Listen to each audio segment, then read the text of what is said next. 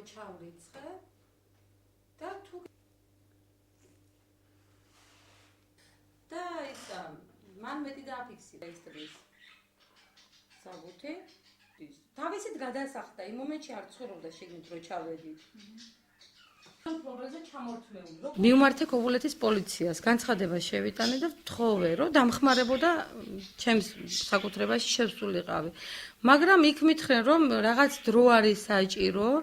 სასამართლო მიმდინარეობს მაგრამ რატომ მიმდინარეობდა სასამართლო რასთან დაკავშირებით ეს არ ვიცი თუ კი რა პრობლემური ბინა იყო რატო გამვიდა აუქციონზე და რატო მოუწყვდით ჩვენ ეს $25,000 ბინაო და მე 14,000 ლარში ვერ დაგიტოვებო მან იფიქრა საწყის ფასში იყიდებოდა აუქციონზე რაიმე ნივთი საბოლოოდ თვითონ შევთანხმდით იმაზე რომ ეს ბინა უნდა დაებრუნებინა რომ მე მთავრობისგან ველი დაბალ პროცენტიან სესხს არ მინდა ამ ბინის დაკარგვა იმიტომ რომ ეს ბინა არის მეუბნება